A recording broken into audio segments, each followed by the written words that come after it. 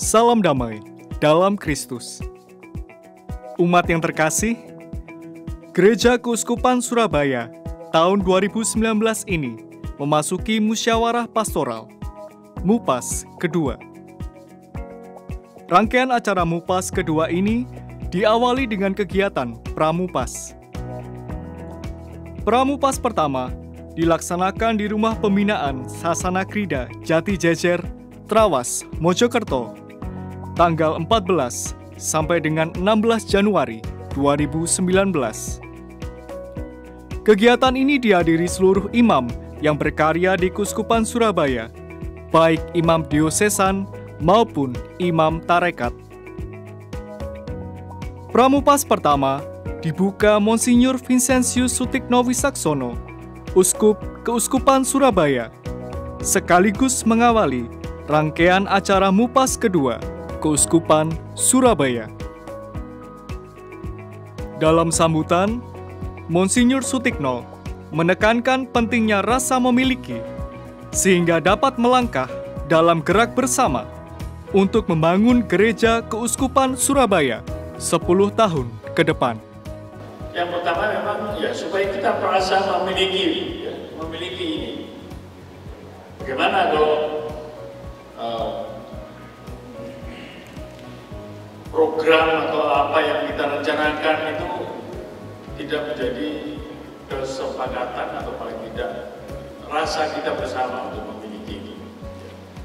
Tema pertemuan Pramupas pertama ialah melihat realitas lingkungan Sekeuskupan Surabaya dan belajar dari pemahaman evaluasi para romo paroki tentang kalimat cita-cita arah dasar, ARDAS.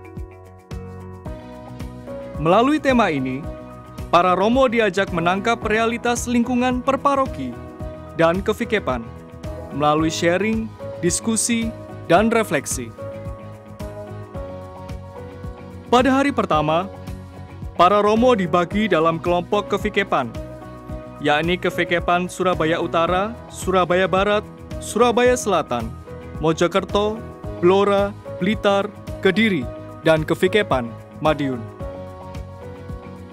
Dalam kelompok kevikepan tersebut, para romo bersharing tentang realitas paroki yang dilayaninya. Hasil dari sharing tersebut kemudian dirumuskan untuk menjadi gambaran kevikepan.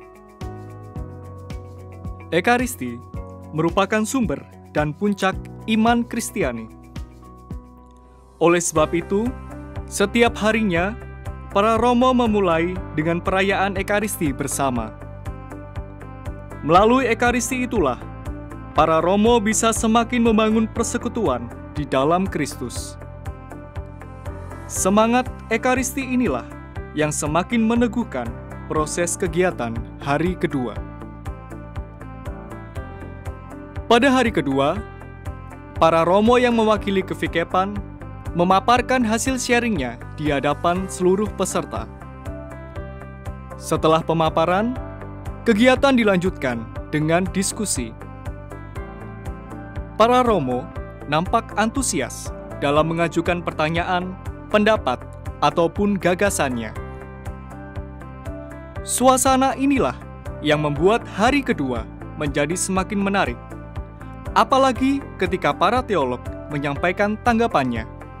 Kegiatan yang benar-benar lahir dari persekutuan ketika benar-benar umat itu dan romo paroki di situ memahami apa sih tujuan dari berkegiatan itu. Romo juga mengajukan gagasan tentang pastoral katekese.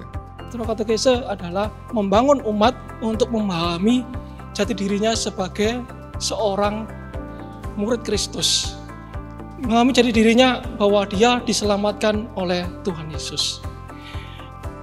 Sementara itu, Romo Petrus Canisius Edi Laksito menambahkan bahwa pribadi-pribadi di dalam persekutuan gereja mempunyai peran penting. Kunci atau inti dari persekutuan itu yang perlu mendapat perhatian pertama dan utama itu adalah pribadi-pribadi. Dan tidak ada satupun pribadi yang tidak punya nilai di dalam persekutuan. Tidak ada satupun pribadi yang tidak punya nilai di dalam persekutuan. setiap pribadi adalah bagian dari persekutuan. Pribadi merupakan kunci dari persekutuan, dan dari situlah persekutuan dapat berbuah. Acara pada hari kedua ditutup dengan belajar bersama tentang cita-cita Ardas dalam pemahaman para Romo. Akhirnya, pada hari ketiga, rangkaian acara Pramupas pertama ditutup dengan refleksi bersama. Para Romo diajak untuk membaca tanda-tanda zaman dan isu-isu strategis yang akan terjadi. Di antaranya, tema pluralisme.